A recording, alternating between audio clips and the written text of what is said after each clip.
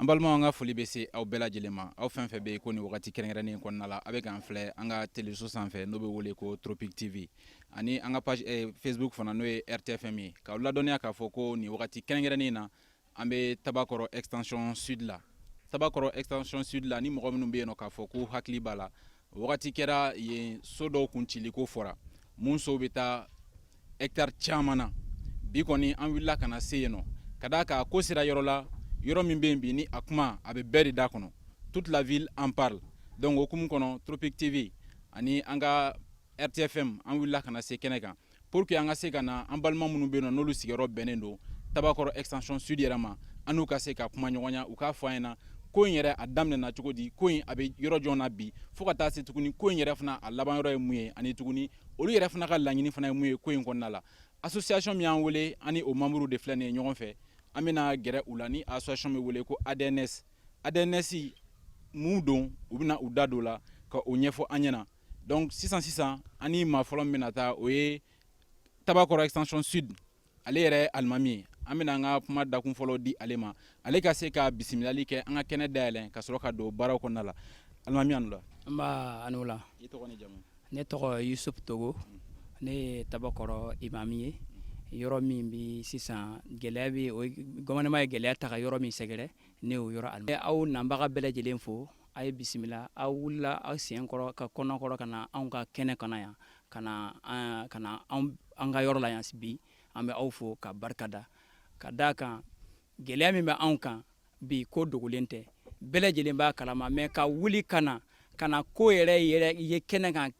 anw ka sigida la yan vraiment anw bɛ téléso nin fo ka barika da ala ka aw bolo mɛn aw ka baara la yaraba ala ka aw ka bolo kɛ aw ka baara kɛ hɛrɛ ye ala ka kuncɛ ko ɲɛ tɔɔrɔ kɔni bɛ an kan ni fila tɛ kelen kɔni o bɛ an kan est ce que anw yɛrɛ bɛ anw yɛrɛ ɲininka est ce que anw ye jamana kɔnɔden dɔ ye wa parce que mɔgɔ tunga fɛn min kan k'i sɔrɔ tunga na ni o bɛ k'i sɔrɔ i ka jamana kɔnɔ i b'i yɛrɛ ɲininka est ce que i ye jamana kɔnɔden dɔ ye wa ne yɛrɛ tilegan na yɛrɛ o nana papier di ne ma ko tile 3 kɔnɔ ne ka minɛn ta ka yɛrɛ ko bɔ n ka so kɔnɔ ko bɛ n ka yɔrɔ ci papier yɛrɛ filɛ nin ye ne bolo nin o tuma na an kɔni bɛ foli de kɛ ka bisimilali kɛ kumakɛlaw bɛ kuma kɛ mais sɔni an ka na kuma di kumatigiw ma anw yɛrɛ b'a dɔn k'a fɔ ko olu bɛ kuma dɔw ta k'an sɛgɛrɛ k'a fɔ ko anw ye bandiw ye k'a fɔ ko an tɛ normal kan olu yɛrɛ fana tɛ normal kan an k'a bila an kun na anw tɛ ATT bugu mɔgɔw contre la an tɛ ATT bugu jɔli contre la ATT bugu a tɛ ka jɔ tiɲɛ kan a tɛ ka di tiɲɛ kan donc o nkalon o bɛ ka tila ka taga anw ɲɛji bɔ ni o ye an ka so min jɔra kan o de kosɔn an bɛna dɔ fɔ olu kan ka d'a kan ATT bugu min dilen filɛ nin sisan hali a kile bɛɛ man di fɔlɔ kile yɛrɛ man di a fɔra ko degré fɛngɛ liste de bɔra ko i ka yɔrɔ ye i ka yɔrɔ ye nin i ka yɔrɔ ye nin mɔgɔw bɛɛ lajɛlen i ka yɔrɔ dɔn o sen fɛ o kɛlen sisan cɛ i k'a dɔn ATT bugu du 100 ani kɔ o de sisan o de ba yɛlɛmana ka kɛ étages ni ka so wɛrɛ jɔ a kan min ka valeur ka bon ka tɛmɛ ATT bugu jɔlen kan donc o kɛra sisan gouvernement tila ka degré bɔ k'o bɛna o so kari ko parce que a ma kan ka ba yɛlɛmɛ donc o kɔrɔ de so ka ɲi ka di yɔrɔ min na o m'a di yen ni so dira di yɔrɔ min n'a dira fantan ma a bɛ se ka yɛlɛmɛ wa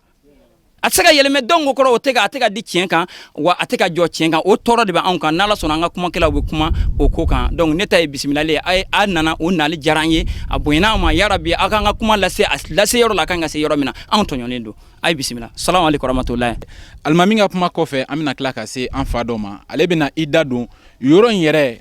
ka bɔ kunun na ka na se bi ma kunun yɔrɔ in kun dabɔra mun de kama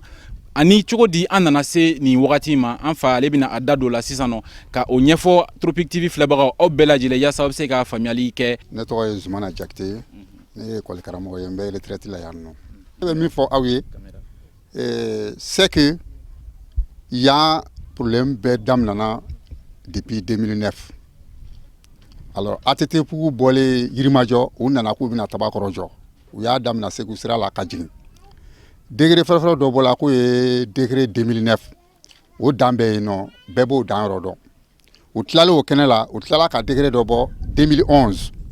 o dan bɛɛ b'o dan yɔrɔ dɔn mɔgɔ si tɛ yan nɔ min t'o dan yɔrɔ dɔn mais san'o kɛ se u ye mun de kɛ u ye forotigi damadama ka wari dɔ di forotigi damadama ma o y'a sɔrɔ forotigi fanba bɛ yen nɔ olu ma dɔrɔmɛ 1 sɔrɔ mais mun de kɛra au juste Tabakɔrɔkaw de ye u ka dugukolo feere forotigiw ma forotigiw y'a dɔn min kɛ ko duguba kɔnɔla bɛ ka surunya u ka yɔrɔ la olu de sera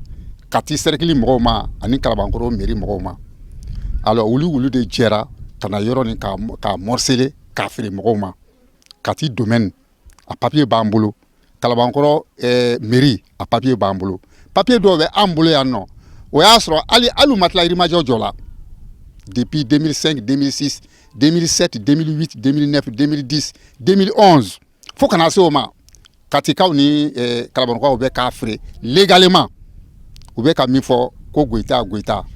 an m'a fɔ k'a fɔ ko papier nɔgɔlen tɛ yen nɔ dɛ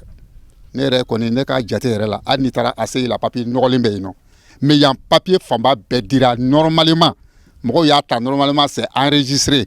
u taara quittance sara kati ka quittance sara mairie la mais ni a fɔra o la k'a fɔ ko décret dɔ nana ta ko décret 2011 kana bɛɛ b'a dan yɔrɔ dɔn fanga yɛlɛmalen sisan ni u nana ko 20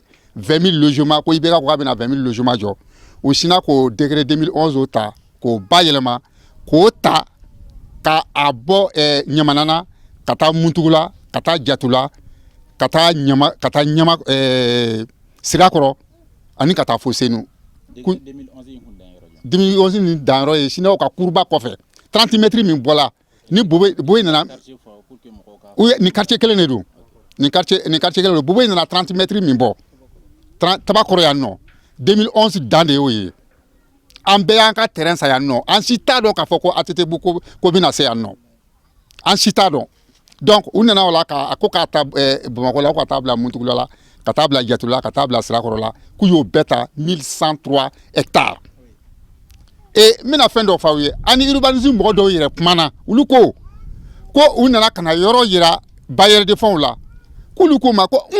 k'aw bɛ nin kɛnɛ b'a yira aw la ko tuma ko maliyɛn minnu b'o kɛnɛ kan k'a bɛn'o kɛ cogo di k'u ko Mali don k'an bɛɛ bɛn a la an bɛɛ bɛn a la o ciliw de o datɔ de filɛ anw kan nin o datɔ de filɛ anw kan nin u y'a daminɛ fɔlɔ so fɔlɔ minnu cira yan nɔ papier ma di mɔgɔ si ma machine bɛ k'a ci bɛɛ n'u bɛ k'a buru ta ka bɔ yen nɔ k'a kɛnɛ furan ka bɔ yen depuis i b'a fɔ ko depuis Ala k'i dan ko so ma jɔ yan nɔ u y'a daminɛ yen nɔ donc o panna yɔrɔ minnu kunna ni charge tun bɛ olu la u bɛ k'a segin o kɔ sisan nɔ k'u bɛna olu de ci en tout cas yan koɲa kɔni ye nin ye ne hakili la ni forotigiw Tabakɔrɔkaw y'u ka yɔrɔ feere forotigiw ma forotigiw ni kati domaine ni Kalabankɔrɔ mairie mɔgɔw olu de jɛra k'a morcellement kɛ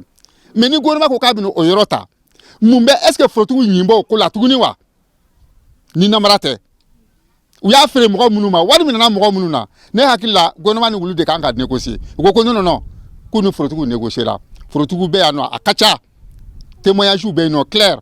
wari ma d'u ma u y'a di mɔgɔ kelen n'u y'a di mɔgɔ kelen ma u b'a fɔ k'u y'a di mɔgɔ ta ma donc Tabakɔrɔ ko minnu bɛ k'a fɔ k'an ye bandiw ye an bi tɛ bandi ye an sini tɛ bandi ye an ka papiers b'an bolo ni mɔgɔ min dalen t'a la i bɛ na an b'a d'i ma i bɛ taa vérifier yɔrɔ min ja Mali kɔnɔ i bɛ taa vérifier yen nɔ donc an kɔni an bɛna min kɔni fɔ an sera yɔrɔ bɛɛ la an y'a ta mina dugumala la ka taa fo sanfɛla la k'a daminɛ sanfɛla la ka na fo dugumala la mais halisa bandiyaw de don o bɛ ka na papier min d'a ma sa ko an kɛ wuli ka bɔ yen nɔ dans 72 heures minnu n'aw bɛ sariya dɔn a ye papier lajɛ foyi t'a kɔnɔ e bɛ n'i jɔ mɔgɔ ma i tɛ mɔgɔ dɔn i t'a ka so yɔrɔ dɔn k'e tɔgɔ de e ka so bɛ mini ka fɛn dɔ sɛbɛn k'o di e ma ko bɛna e ka yɔrɔ ci ne hakili la k'a fɔ ko Mali ko nin an ka miiri ten nɔ et puis fana ne min filɛ ka kuma aw ye nin ye ne ye logement sociaux n y'a demandé siɲɛ 5 a papier bɛɛ bɛ n bolo n m'a sɔrɔ mais k'a sɔrɔ a bɔɲɔgɔnko 3 ni 4 o tun bɛ kun ne ka sara la fo ka taa retraite la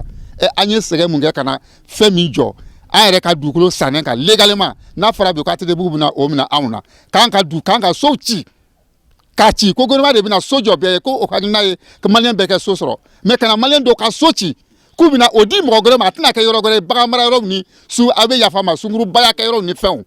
fɛ ka min fɔ a ɲɛna historiquement o de ye nin ye. ni aw bɔra san nɔ kan an fa lamɛn ale y'i da don ko in yɛrɛ historique la historique o tɛ dɔwɛrɛ ye o ye ko dɔ fɔ a daminɛna cogo di a ye décret ba 2 fɔ décret de 2009 ani décret de 2011 fo ka na se tuguni olu yɛrɛ sigilen don yɔrɔ min yɛrɛ kɔnɔna la yan nɔ parce que ko mun bɛ yen nɔ en tout et pour tout a bɛ se ka taa 300 hectares la kuma b'o de nɔfɛ nka bi an bɛ don min na komi sisan nɔ o de ye k'a fɔ 49 hectares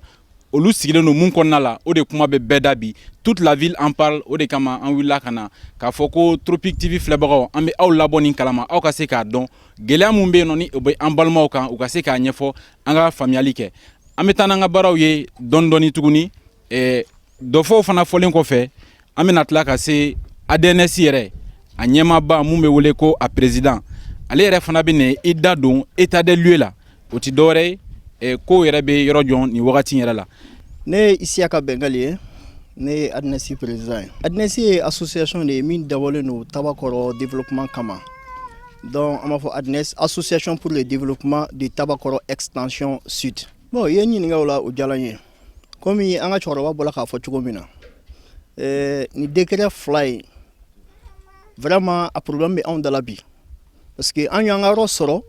o y'a sɔrɔ an tɛ fosi kalama ni situation ninnu na donc an ye baaraw kɛ an ye fɛn bɛɛ kɛ an bɔra ko kalama wagati min na u nana fɔ ko situation dɔ bɛ yen nɔ k'o de bɛ kɛ sababu ye k'a fɔ ko logement social kan ka jɔ yan k'anw sigilen don yɔrɔ minnu kan ala y'a kɛ an ye boliboli caman kɛ i n'a fɔ hali an bɛ wagati in na an bɛ ka continuer ka boliboli kɛ mɔgɔ mɔgɔ da kan ka don a kuma na an sela bɛɛ ma o boliboli de kɔnɔna na u nana fɔ ko en réalité ko an bɛ site min kan ko logement social de kan ka jɔ yen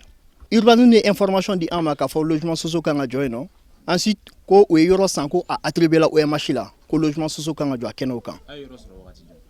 yan yɔrɔ ninnu comme a fɔlɔ cogo min na a bɛ se ka kɛ dɔw ye yɔrɔ sɔrɔ sisan an ka cɛkɔrɔba y'a fɔ cogo min na dugukolo ko mana kɛ cogo cogo i b'a sɔrɔ bandiw bɛ se ka don fɛn dɔw senkɔrɔ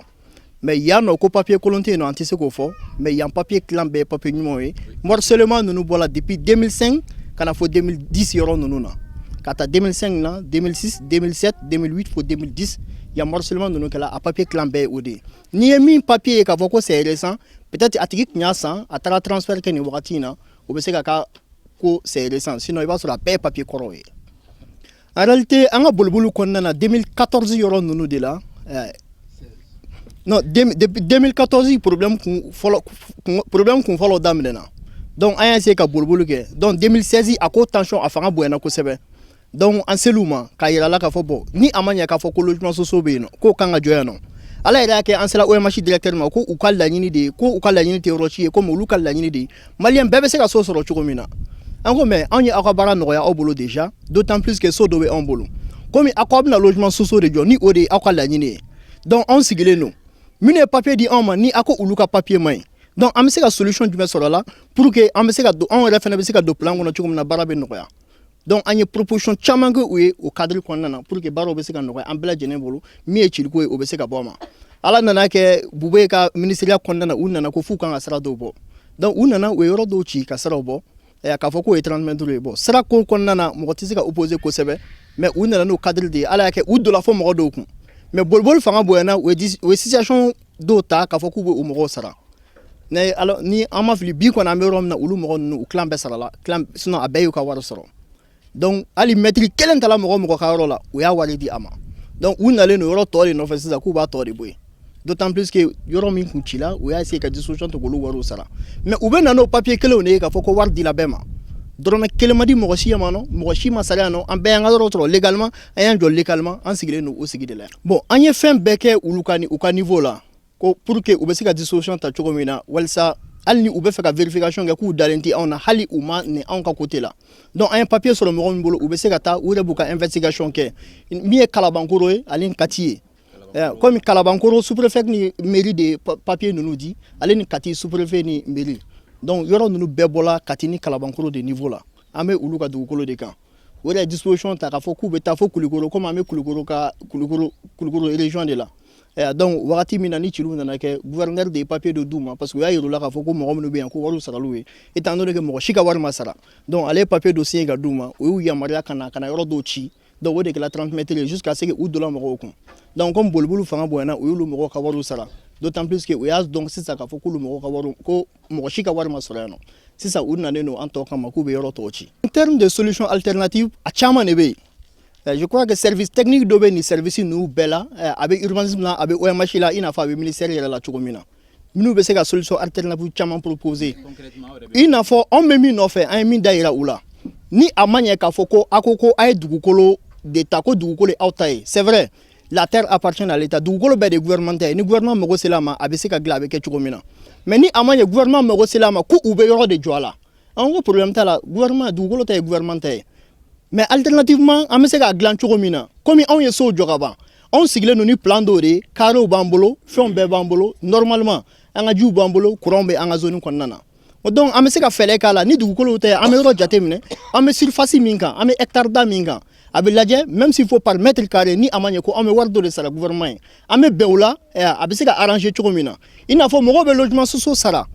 par tranche faut pendant 20 ou bien 25 ans ni a ma ɲɛ o kɔ an fana bɛ an ka dugukolo ninnu wari sara o délai kɔnɔna na mais an ka yɔrɔ ye an ta de ye an ye so minnu jɔ anw de ta don an bɛ to an ka so kɔnɔ n'a ma ɲɛ sarali kɔ an bɛ dugukolo de sara parce que dugukolo ye gouvernement ta ye an ti an ka so sara dɛ an ka so ye an ta de ye mais dugukolo de ye gouvernement ta ye ni a ma ɲɛ a kɔ anw y'an ka so jɔ an ka so ye an ta ye an bɛ to an ka so kɔnɔ mais dugukolo min bɛ yen nɔ an bɛ bɛn dugukolo prix de la mètre carré prix généralement a dɔnnen de don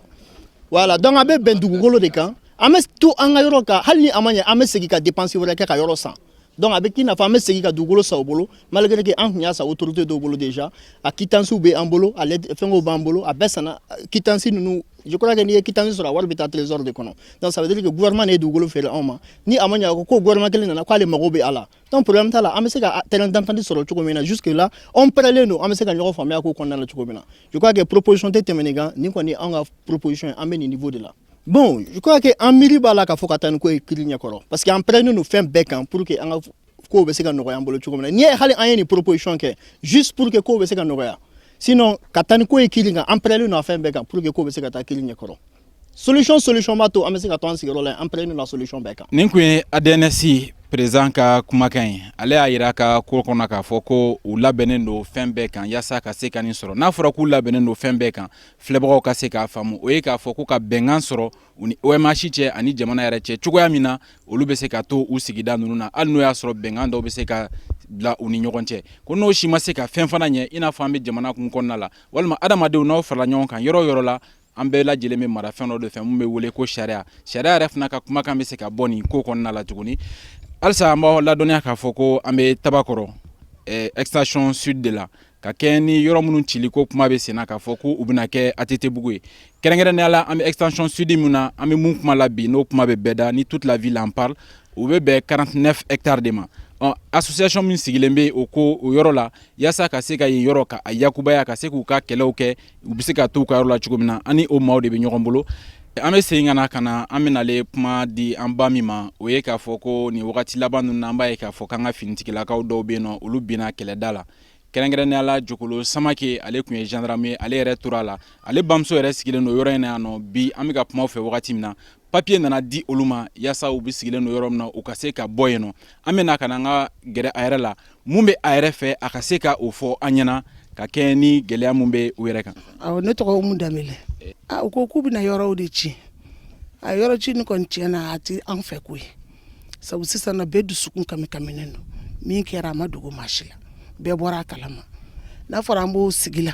an b'o dusukun kami na ko yɔrɔ fana bɛna ci adamaden an b'an ko yɔrɔ jumɛn ka taa an janmɛ denmisɛnninw bɛ yen dayirimɛ ka gɛlɛn yɔrɔw sɔrɔla maɲumako la an yɛrɛ k'a lajɛ dɛ k'i b'i fa dugukolo kan i lafiya t'i ye foyi den kelen t'i ye bɛɛ b'a dɔn an bɛ don min na komi bi gɛlɛya min bɛ yen bɛɛ b'a dɔn n'an ma hinɛ ɲɔgɔn na an bɛna min kɛ ne t'o dɔn ne kɔni b'u deli u k'a kɛ ala ani ala kira kama yɔrɔ ci n'u k'a jɔ u k'a dɔn k'a fɔ k'an bɛɛ de ye maliyɛn ye n'i sigira yɔrɔ min o de y'i sigiyɔrɔ ye u ka hinɛ na ala ni ala kira kama dusukasi min banna u k'an to dusukasi an k'an ka ɲɔgɔn mankuto ni waati ni kɔ n'a fɔra ni waati fɛnɛ kɛra jadi ko ye ne kɔni t'a dɔn an b'a kɛ cogo min nka ne kɔni bɛ ala deli ala ka sitani sɔnni nɛgɛ la ala ka hakili ɲuman d'u ma yɔrɔ ci n'u k'a jɔ o kɔni ka di ne ye ne kɔni mi hakilila min bɛ ne la yɔrɔ ko nin na hali bi u ka sabali yɔrɔ ci n'u k'a jɔ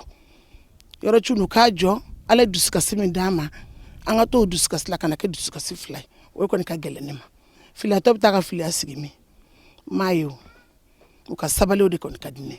u ka yɔrɔ ni to an bolo o de kɔni ka di ne ko bɛ taa filiya sigi min maa min bɛ yen k'a fɔ ko ale binna kɛlɛda la ka kɛɲɛ ni faso lakanani maaw ma tila o kasi la fɔlɔ n'a fɔra ko sɛbɛn dɔ nana ka na di o somɔgɔw ma ko u sigilen don yɔrɔ min na olu ka wuli ka taa ka bɔ yen nɔ o hukumu kɔnɔ an ba ye welewelekan lase ko dusukasi min bɛ yen ni o b'o olu kan ale n'a ɲɔgɔnna caman ko u b'a ɲini ɲɛmaaw fɛ o dusukasi ninnu a fanga kana se ka bonya ka tɛmɛ nin kan ko u ka se ka sabali yɔrɔ ciko in ni bɛnkan min bɛ se ka sɔrɔ a la o bɛnkan ka se ka laɲini u ka sɔrɔ a la u yɛrɛ damaw u ni ɲɔgɔn cɛ la halisa an bɛ continuer ni an ka kuma ye an ka jɛmukan kɔnɔna la ni o ye a kuma bɛ bɛɛ da so ciko min bɛ yen nɔ ni a bɛ Tabakɔrɔ extension sud la ni hectare 40 ani hectare 9 o kan ka ci k'a bɛna kɛ ATT-Bugu ye ADNS association min sigilen don o ko kɔnɔna la olu kɔni ka welekan sera Tropic TV ma u ka welekan sera RTFM ma u ka welekan sera an ka structure bɛɛ lajɛlen ma. Amadu Dumiya ne bɔra dugu kɔnɔ tilegan in na n nana laharata convocation sɔrɔ cela veut dire n'a fɔra laharata convocation a b'a faamu quoi parce que fɛn dɔ don a bɛ fɔ ɲɔgɔn ye an b'a faamu ni nin di maa ma y'a di k'i b'a fa ni nin di cɛ o cɛ ma y'a d'a ma k'i b'a fa de an y'an ka wariw sɔrɔ maɲumantɔ ko la cogoya min na ni ka so ninnu jɔ anw de b'a dɔn Ala b'a dɔn nka an bɛ ka yɔrɔ dɔ fɔ ko Mali ɲɛmaaw ka hinɛ billahi wallahi tallahi Ala ka bɔ n ka kaleni ma u tɛ hinɛ u tɛ miiri t'u la u tɛ tasi maa u tɛ k'a fɔ ko maa bɛ maa minnu jukɔrɔ ma tintin ni maa min bɛ miiri n'i bɛ tasi an ka nin sigida in kɔnɔ maa joli de bi yan minnu tora kɔrɔnfɛkɛla la maa ka ca dɛ dɔw baw bi yan dɔw faw bi yan ni maa min bɛ u tora faso de kungo la koyi ni aw sigilen bi yan aw fa ma sa aw ba ma sa aw den ma sa n'aw bɛ miiri n'aw bɛ malo billahi ne tɛ jigin maa wɛrɛ la ne bɛ jigin jamana yɛrɛ masakɛ la n bɛ jigin a la dɛ a bɛ kuma min fɔ an n'a bɛ min waleya billahi kelen tɛ an b'a tanu an y'a bonya an y'a sɔrɔ billahi maa bonya ta tɛ masa min ye Ala ye maa bonya ta tɛ n'a ma ɲɛ a kɔ k'a fɔ ko machine bɛ na u bɛ minnu bila ka na génie militaire don an somɔgɔw don an dɔgɔninw don an denw don an kɔrɔw don an balimaw don u kana an bila ɲɔgɔn na bari n'u y'u bila ka na an b'a dɔn min bɛ kɛ masa in de b'a dɔn mais an yɛrɛ bɛ min kɛ an b'o de se kɔni t'anw ye dɛ cɛ nana papier di ne ma ko ne ka avocat ye jɔni ko ne ka avocat ye Ala de ye Ala min ye ne da ka e da o de ne ka avocat ye maa minnu don hali n'an ka ɲɛmaaw sara ni seliw kana billahi sela wulu de kunna hɔrɔn tɛ silamɛw tɛ ko a fɔra ko yanni makalan ko yanni tile 3 cɛ yɛrɛ y'a di ne ma ko yanni tile 3 cɛ k'i ka minɛnw cɛ ka bɔ yen ko kana kuma fɔ ta kana taa ni kuma nin tacogo la n'i taara nin tacogo ne an b'an bɔ ɲɔgɔn kan yan fɔ lahara i tɛ se na ko marifatigiw tuguni b'i kɔ i b'i da sago fɔ et puis minnu fana bilala kana bonya min se k'ala jarati t'u yɔrɔ u b'i dɔgɔya de u b'i cɛbakɔrɔ dɔgɔya de malo banna mara banna jamana in kɔnɔ n'i y'a mɛn jamanaden ka mara kɛ o b'a sɔrɔ ɲɛmɔgɔ yɛrɛ de maralen don ɲɛmɔgɔw ma mara u ma mara u ma surunya ka mara hasbunallahu ni'mal wakil u bɛ ka fɔ nkalon de kan a bɛ ka kuma min fɔ nkalon de kan hasbunallahu ni'mal wakil yɔrɔ in papier min b'an bolo Sobiet tɛ papier a bɔra sous-préfecture de la commandant de y'a d'a ma maire de y'a d'a ma o y'olu ka maa lasigidenw olu ka lasigidenw de an m'u sigi o olu de y'u sigi n'i taara n'i ka papier ka taa vérifier Kati walama Kalabugu kan t'i ma ko c'est bon n'i ko kunfin ma c'est bon an b'a san ATT-Bugu min filɛ anw t'a sɔrɔ o fo ka taa anw sa anw t'a sɔrɔ ni sebu ye an tɛ tɛmɛ a carré kɔnɔ mais n'an y'an ka maɲumantɔ sɔnni kɔniw kɛ 100 200 1000 ka maɲumantɔ sɔnniw jɔ ko an n'a mankan fo bɔgɔ jɔ ko nin sokolonden ni sokolonden anw n'o de ka kan fɔ an fana ye maakolon de ye fantan ye maakolon de ye donc n'an tugu dugukolo in kan n'an bɛ ku yɔrɔ min na u k'an bila ka taa yen n'o tɛ u t'anw ni hɔrɔnya cɛ billahi u t'anw ni danbe cɛ u ye so minnu di so 100 ani so 68 a bɛɛ recensélen b'an bolo an y'a bɛɛ lajɛlen photo ta a bɛɛ b'an chantier dɔw bɛ ka ci ka bɔgɔ cɛ ka fili fantan bɛ se k'o kɛ wa a porte yɛrɛ sɔngɔ b'an dɔw bolo wa ko a dabɔra ko fantan dɛmɛni kama u ka maloya kuma dɔw fɔli ma u ka maloya hali ni tɛ hɔrɔn ye kuma dɔw i ka kan ka maloya a fɔli ma quoi hali ni tɛ hɔrɔn ye hali ni tɛ silamɛ ye kuma dɔw i ka kan ka maloya ma ani diinɛ ɲɛmaa si tɛ Mali in kɔnɔ a ma se min ma o tɛ yen ɲamakala kuntigiw tɛ yen a ma se maa minnu ma k'a daminɛ chrétienw na ka taa silamɛ an sera a bɛɛ lajɛlen ma an y'an se kɛ digi dan ye tɛnɛ ye dɛ an kɔni bɛ min ɲini u fɛ sabali i bɛ kuma fɔ maa min ye silamɛ ye maa min ye hɔrɔn ye e tulo bɛ n kan na donc an kɔni sɛgɛnna an sera an dan na n'u bɛ min kɛ u k'a kɛ n'o tɛ papier min b'an bolo Sobiet tɛ dɛ a wari sarala u ye u b'a kalama an ka taa an ka wari minɛ commandant bolo o yɛrɛ o ye kuma kalama jumɛn ni mɔgɔ bɛ se k'a fɔ n ka taa wari minɛ u bolo olu tɛ se ka wari minɛ u bolo wa munna olu m'u bali u ka yɔrɔ feere olu kan k'u bali ka yɔrɔ feere bon an kɔni bɛna min fɔ an ɲɛna jama sigin bɛ min kɔni kan an tɛ taa violence la dɛ an ka jamana bɛ kungo la an b'an yɛrɛ ɲini an dɔgɔninw n'an denw bɛ ka mana sa parce que mana saya don u bɛ ka t'u d'u ma k'u fa u yɛrɛ dani bɛ chambre climatiseur u kun n'u batterie climatiseur kɔnɔ u tɛ taa koyi u sɔnma ma taa u yɛrɛ ma taa la u b'an fantandenw de cɛ hali minnu bɛ sa a bɛɛ y'an ka fantandenw de u denw da b'u kɔrɔ yan dɛ a si tɛ den tɛ ka sa dɛ dɔw ka sara Ala ɲɛ n'u tɛ malo kɔni Ala kɔni ko Ala ni yɔrɔ jisi u ka sara Ala ɲɛ n bɔra kuma kɔnɔ yan. an bɛ segin ka na halisa Tropic TV filɛbagaw an b'a ye k'a fɔ ko ni gɛlɛya wulila wagati o wagati cɛw kan gɛlɛya mana wuli wagati o wagati denw kan maa minnu bɛ sɛgɛn a kɔnɔna la o de y'an balakaw ye o de y'an musow ye o de y'an balimamusow ye kɛnɛ in ka yan nɔ ADNS kɔnɔna la an kɔni y'a ye k'a fɔ ko musoba caman bɛ yan mun jɔrɔlen don mun bɛ yen bi n'u y'u da sufɛ u tɛ se ka sunɔgɔ ka d'a kan hectare 300 cili o yɛrɛ kuma mɛnni o bɛ maa bali ka se k'a sunɔgɔ an ba kɔni bɛ yan nɔ an bɛna gɛrɛ ale fana la dusumakasa min b'a fɛ ani welewelekan min fana b'a fɛ ko in yɛrɛ ɲɛnabɔli la yaasa hectare 300 ciko kuma min bɛ yen nɔ fura bɛ se ka sɔrɔ a la cogo min na an ka jamana ɲɛmaaw fɛ ani malidenw wɛrɛw fana bɛ se ka far'u kan cogo min na Mali kɔnɔ Mali kɔ kan cogoya min na baara bɛ se ka sɔrɔ nin na. Ne tɔgɔ ye Fatumata Tarawele. Sɔgɔmada in na u tilenna ne ka so ma ka taa ko n ka hɔ papier la n ko n tɛ papier minɛ a bɛ papier di kun min kama a b'o de fɔ an ye fɔlɔ hali n'an b'a minɛ an bɛ sɔrɔ k'a minɛ o kan u ko n k'a siɲɛ n ko n t'a siɲɛ a dalu ye min ye a b'o fɔ fɔlɔ ko buwa ko nana ko so ci ko de bɛ yen nɔ ko tile 3 dɛlɛ ko n ka so ci ka bɔ yen ko tile 3 dɛlɛ wa aw na sumayaw fɛ dɛ o tuma a tɛna taa kɛ bi ye wa a ye na ni mansin ye sisan a k'a don n ka so la a k'a bin sigilen kan yan n'o tɛ ne tɛ bolo tɛ so in ci dɛ aw de bɛna so in ci ni mansin ye yan n'aw yɛrɛ sumalen don aw bolo marifa minnu filɛ a bolo a y'a da jɔna dɛ n ko u ma o aw ko gouvernement ka dugukolo don anw ye wari de bɔ ka yɔrɔ in san aw ka faamaw sigilen olu de papier bɔ ka di anw ma n'o tɛ anw ma papier suɲɛ koyi anw t'a sɔrɔ ka suɲɛ wa an mana bi yɔrɔ kan aw tun b'a f'u ye u kana papier bɔ k'a di yɔrɔ in na u kana feere gouvernement ta don aw m'o fɔ fɔ anw y'an ka maɲumako wari ɲini k'a san o tuma a ye marifa da jɔna sisan aw ka suma Tabakɔrɔ dugutigi min filɛ yen min bɛ dugutigiya la sisan n'o ko yɔrɔw ka ci yanni ale bɛ sigi dugutigiya la ale kɔrɔkɛ de tun ye dugutigi ye kɔrɔkɛ banna kɔrɔkɛ den depuis kɔrɔkɛ bɛ dugutigiya la anw y'an ka yɔrɔ bɛɛ sa Tabakɔrɔ dugutigi denkɛ fɛ Karimu an ma sa mɔgɔ wɛrɛ fɛ yuruku la dɛ u yɛrɛ denw de yɔrɔ feere anw ma dugutigi min sigira sisan ale nana sɔrɔ yɔrɔ bɛɛ banna feere la a ma dun t'a sɔrɔ ale de ko la ko yɔrɔ bɛɛ ka ci ko kelen bɛ si yan nɔ k'a ni ko bɛ ka k'aw ye ne yɔrɔ bɛɛ ci anw fana ka yɔrɔ minnu san n'o denkɛw bolo anw fana b'u nɔ minɛ kɛ n'o tɛ anw m'a suɲɛ. Ne b'a fɛ ka min fara a kan juguman tɛ ne fɛ o ye yɔrɔ de to an bolo an ka sigi yɔrɔ la k'a lafiya olu na ne ye yɔrɔ ciko kuma mɛn arajo da hali bi ma se ka kɛnɛya kɔnɔ borora an kan k'o dali o y'a kɛ Ala n'a kira kama k'a kɛ o yɛrɛw kosɔn k'a k'an mɔgɔkɔrɔbaw hinɛ kosɔn ka yɔrɔ t'an bolo an b'an ko min ka taa an jami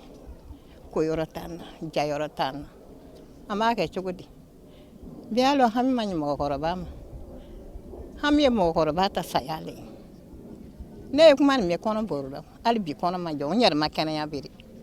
n kɔni b'a dali u ka yɔrɔ t'an bolo olu ye n ta fɔta ye